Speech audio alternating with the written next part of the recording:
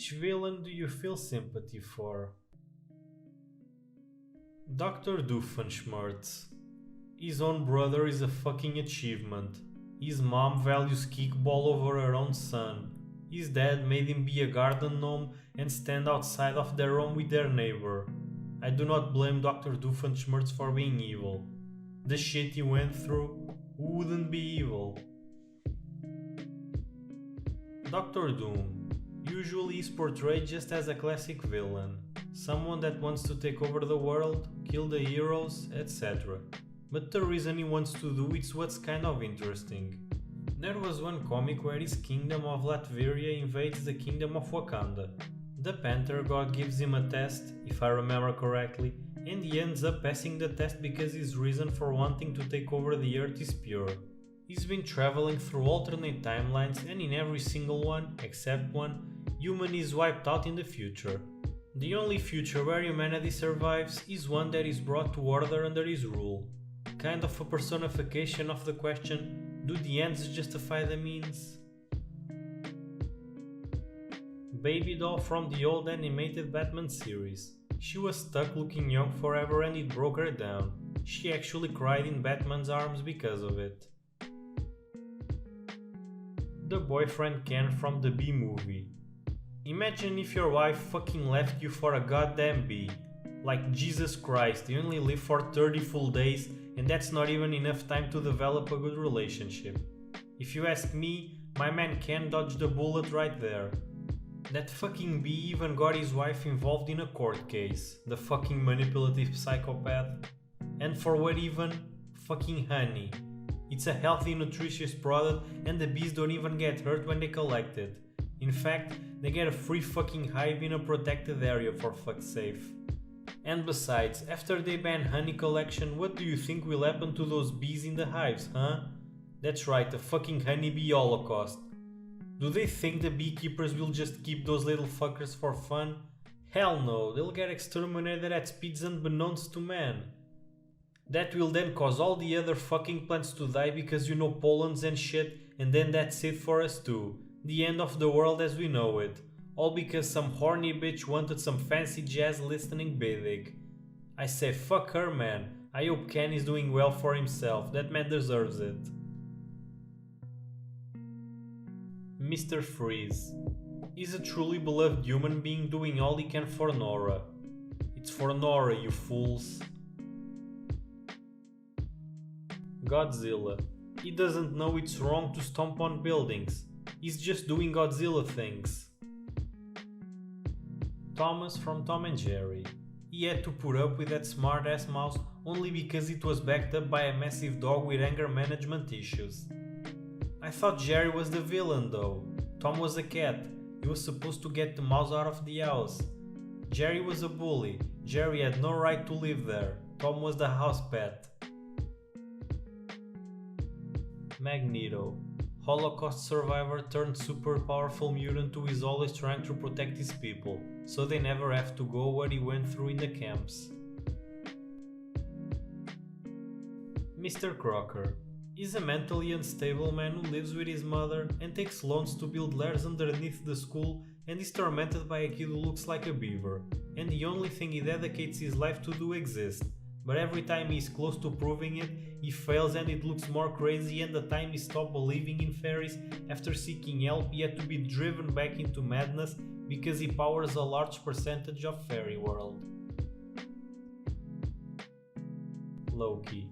Grew up being told he has a chance of becoming king if he works hard enough, only for Thor to be and finding out he was actually a nice giant and adopted, and that because he's a nice giant he will never be king. Yeah, he does some shitty stuff, like trying to enslave the human race, but he's just a dramatic emo kid acting out after being lied to his entire life. Azula from Avatar, The Last Airbender. She was brought up to be her father's tool in the war, and in the end that broke her. Sharpay Evans from High School Musical. Sure, she was a bit of a bitch, but she had reasons to be. 1. Troy and Gabriella were late to the first audition, hardly prepared, and still got a callback. Unlike Sharpay, who had been responsible, worked hard, and been on time. 2. In the second movie, Troy is an absolute dick to her. She offers him connections and tries to get him a better future on the simple conditions that he hangs out with her and sings with her. 3. She works hard for everything.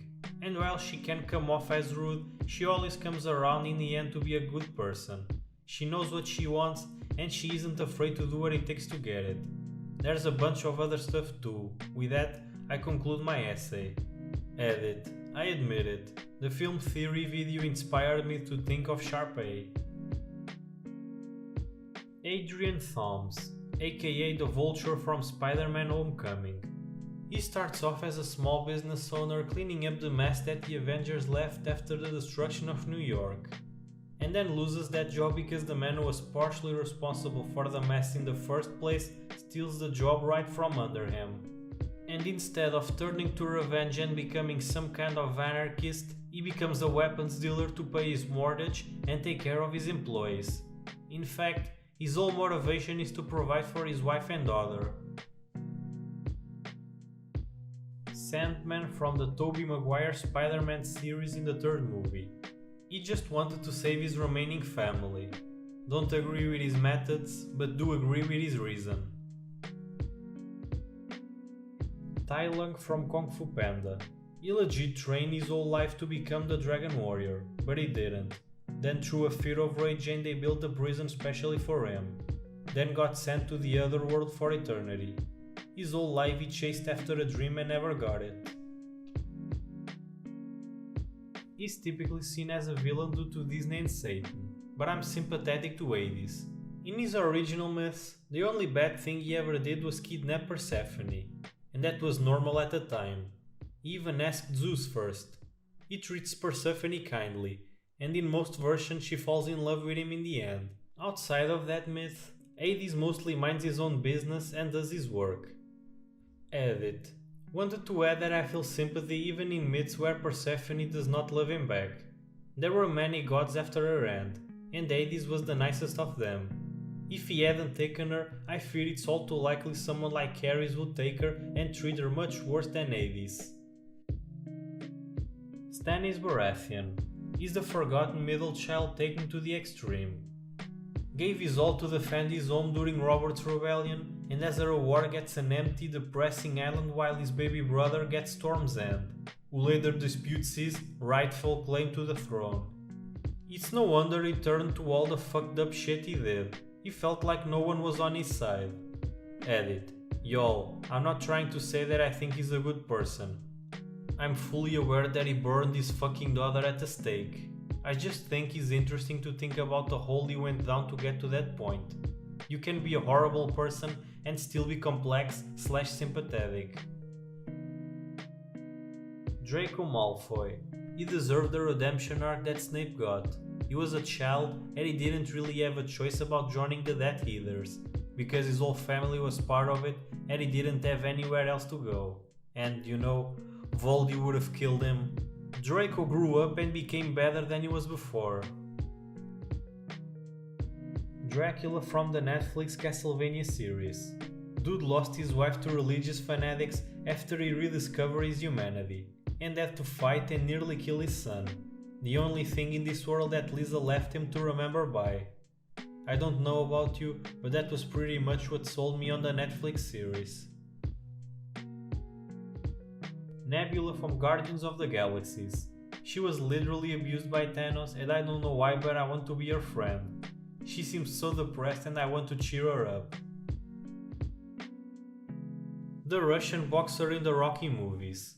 In the first one he is just laying the smackdown on a douche. Sorry Apollo Creed. And in Creed 2 he beats the shit out of his obnoxious kid who won't fight anyone good. Syndrome from The Incredibles. The guy was rejected by the one he looked up the most, and tried to rid society of his false sense of needing heroes to do what anyone could do if they had the technology. Thanos' level of sympathy for wanting the best for everyone, but messing everything up by having a twisted way of doing so. Bruce from Finding Nemo. Even as a kid I was able to understand the allusion to dealing with addiction despite wanting to be an upstanding member of society.